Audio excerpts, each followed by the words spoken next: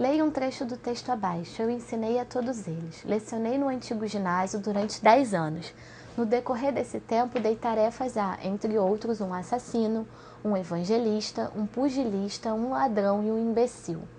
O assassino era um menino tranquilo que se sentava no banco da frente e me olhava com seus belos olhos azuis claros. O evangelista era o menino mais popular da escola. Liderava as brincadeiras dos jovens, ouvia todos, brincava e sempre estava pronto para ajudar. O pugilista ficava perto da janela e de vez em quando soltava uma risada rouca que espantava até os gerânios. O ladrão era um jovem bastante alegre, com uma canção nos lábios que nunca mudava, e o imbecil um animalzinho de olhos mansos que procurava se esconder sempre à sombra de alguém. Hoje o assassino espera a morte na penitenciária do estado, o evangelista há 1 ano já é sepultado no cemitério da aldeia. O pugilista perdeu um olho em uma briga em Hong Kong. O ladrão, se ficar na ponta dos pés, pode ver a minha casa da janela da cadeia municipal. E o pequeno imbecil de olhos mansos de outrora bate a cabeça contra a parede acolchoada do asilo estadual. Então, agora que nós acabamos de ler o texto, vamos ver se ele é um texto coerente ou incoerente. O que é que você acha?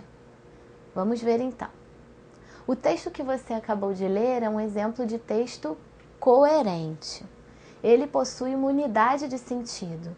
Em nenhum momento a ideia fica desconexa e o sentido contraditório. Nesse texto, todas as partes foram ligadas corretamente, não encontramos falha na continuidade delas. Isso faz com que o texto possua uma unidade e seja coerente. Então, se nós voltarmos ao texto, nós vamos perceber que esse texto tem as ideias coerentes. Em nenhum momento o sentido desse texto ele é contraditório, né? Ele tem uma unidade de sentido perfeita, correta. Então vamos ver, lá no primeiro parágrafo, ela começa dando uma introdução sobre o tempo que ela lecionava e para quem que ela lecionou. No segundo parágrafo, ela começa a descrever quem eram essas pessoas para quem ela lecionava. Então tá tendo, né, uma conexão com o que foi falado acima. Em nenhum momento ela foge do tema que ela abordou. E no último parágrafo, ela dá o desfecho, né? Ela fala como essas pessoas estão hoje em dia.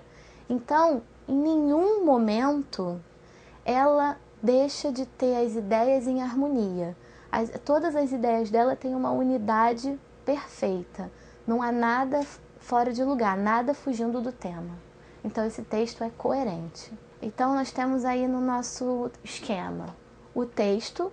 Dentro do texto, tenho que ter a coerência, e a coerência é uma unidade de sentido. Coesão. Então, nós já vimos que o nosso texto tem que ter a coerência, mas ele também não pode deixar de ter a coesão. Até porque, se um texto deixar de ter a coesão, não terá a coerência. Mas vamos ver isso agora.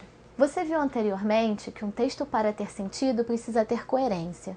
Mas para que um texto seja coerente, ele depende da coesão. E você, sabe o que é coesão? Para entender o que é coesão, leia o texto a seguir. Então vamos lá. É sabido que o sistema do Império Romano dependia da escravidão, sobretudo para a produção agrícola. É sabido ainda que a produção escrava era recrutada principalmente entre os prisioneiros de guerra.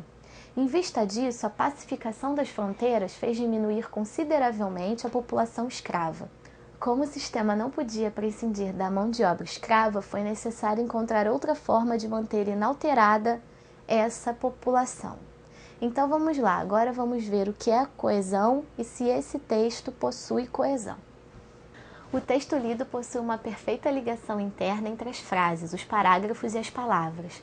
A essa conexão correta entre os enunciados dá-se o nome de coesão. Então, se na coerência, um texto para ser coerente, ele tinha que ter um único sentido, ele não poderia fugir desse sentido, ele não poderia fugir da ideia central dele, ele tinha que ter as ideias em harmonia, o tema do meu texto tinha que ter a ver com os meus argumentos e vice-versa.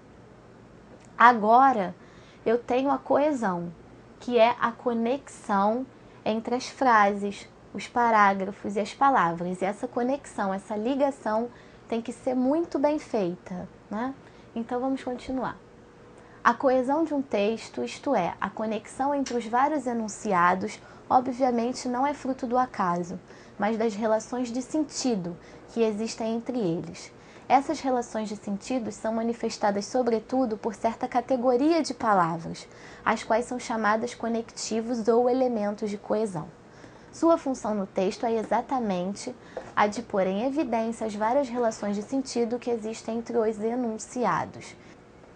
Então agora nós vimos que um texto não precisa só da coerência, né? Ele também tem que ter a coesão e que um texto sem coesão acaba atrapalhando a coerência do texto, né?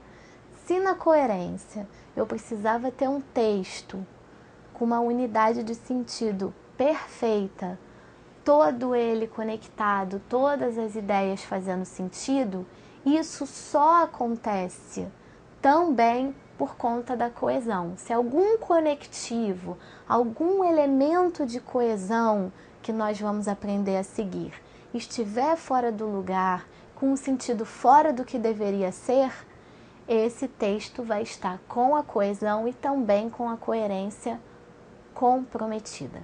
Então vamos ver que elementos de coesão são esses que podem acabar com a coerência de um texto.